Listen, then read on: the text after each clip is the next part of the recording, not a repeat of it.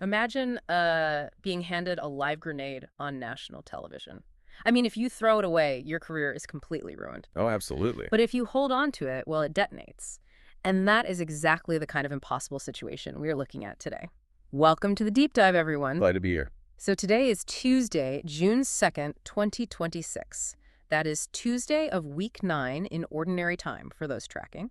And we are examining the Gospel of Mark, chapter 12, verses 13 through 17. Yeah, and our mission today is really to unpack this brief but just incredibly powerful text. We're breaking down the mechanics of one of history's most famously designed yet totally failed intellectual traps. Right. And to really understand how dangerous this trap was, we have to look at who actually sets it. Hmm. The Pharisees and the Herodians. Which, historically speaking, that should immediately raise a massive red flag. Oh, for sure. Because aren't those two groups usually like bitter enemies? Oh, they despise each other. Right. So from what I understand, the Pharisees were the religious purists who deeply resented the Roman occupation. But the Herodians, I mean, they were basically political compromisers who kept their power just by staying loyal to Rome. Spot on. It's like two rival political factions who absolutely hate each other, suddenly teaming up just to take you down. Wow. Yeah, and they approach Jesus with this incredibly thick, transparent flattery. They start by saying, teacher, we know you are true and aren't swayed by appearances. Which is so manipulative. It reminds me of like a modern day journalist excessively buttering up a public figure, just smiling and nodding right before dropping a loaded gotcha question on live television. Exactly. They're trying to back him into a corner so his ego basically forces him to take a hard stance. Right. Then they drop the grenade. They ask, is it lawful to pay taxes to Caesar or not? Such a loaded question. And we have to look at how this specific Roman tax worked to understand why it was a true lose-lose scenario for him. Yeah, because the Roman head tax wasn't just, a financial burden. It was a literal physical reminder of Jewish subjugation. Right. So if Jesus says, yes, pay the tax, he instantly alienates his Jewish followers. I mean, they would just see him as a traitor endorsing their oppressors. Oh, 100%.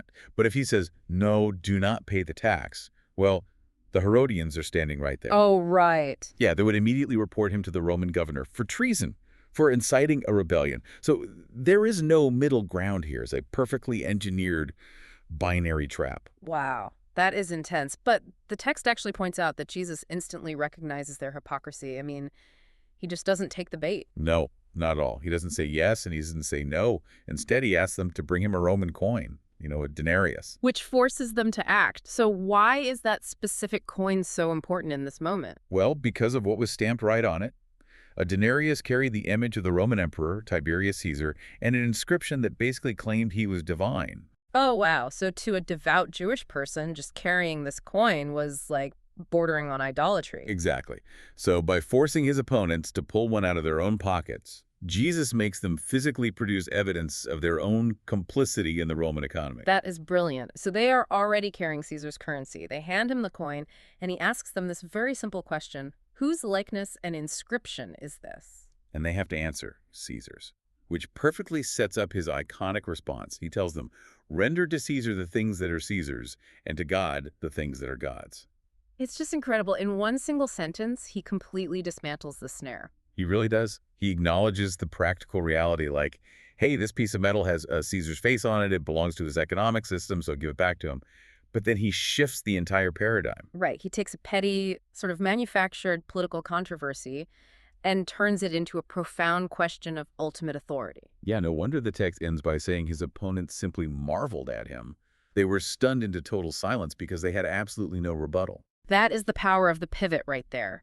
He moved the debate away from the immediate political danger and established a much, much deeper theological truth. He did. So where does that leave you listening right now? The trap was dismantled, but Jesus' answer actually lays a different kind of challenge at your feet. Right. Think about the mechanics of his argument.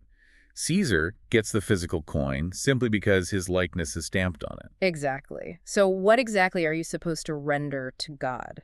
That is the pivotal question for everyone. If the coin belongs to Caesar because it bears his image, what belongs to the Creator? Because according to tradition, human beings are made in the image and likeness of God. Meaning your entire self, your whole being is stamped with the divine likeness. Yeah, you belong to God. It is a thought that really lingers long after the historical context fades away. We navigate taxes, obligations, and societal rules every single day, but we carry an entirely different image on us. We really do. Let's close today's deep dive with a short prayer based directly on this gospel passage. Lord, give us the wisdom to navigate the complexities of this world without being swayed by appearances. Help us to render to society what is required, but above all, to recognize your image stamped upon our own lives so that we may render our whole selves to you. Amen. Amen. See you all next time.